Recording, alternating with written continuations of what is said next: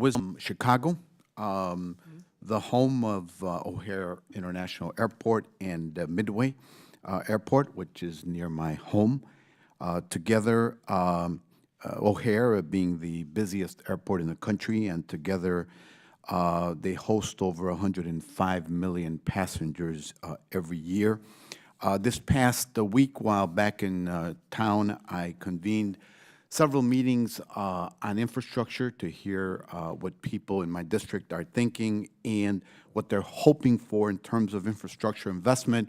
One story that I heard was from a member of a trade union, the building trades in Chicago, who said he recently visited China and was quite struck by their investment in their airports system, and he was pretty disheartened by the stark contrast here at airport facilities at home.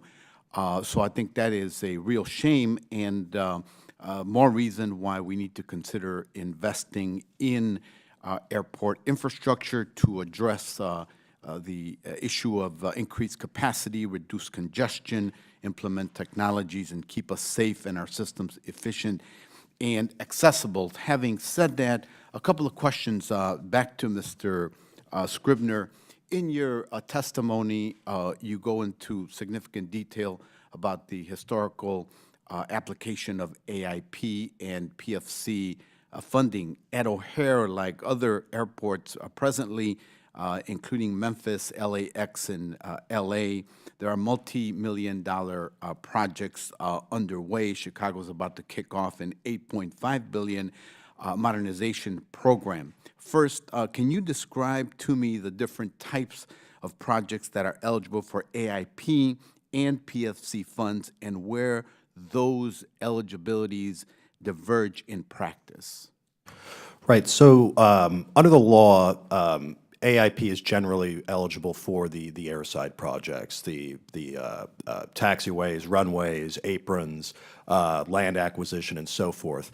PFC projects are the AIP. All of those are PFC eligible, but PFC has the added bonus of allowing for more terminal projects, and that's where we see the advances. But even if we don't, say we had a question about a ground approach, ground access, a new road on airport property to the terminal.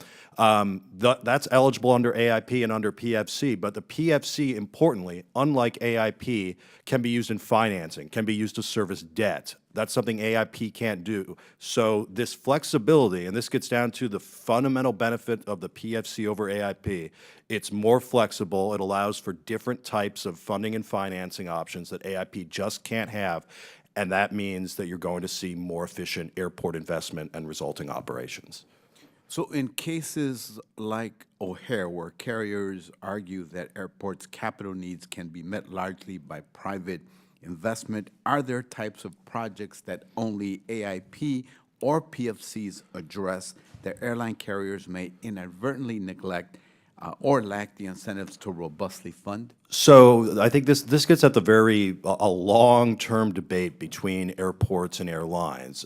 From either perspective, the airlines are going to want to maximize their control over airport decisions, and airports are going to want to minimize any airline involvement in those decision-making, and then you have all these types of practices in between.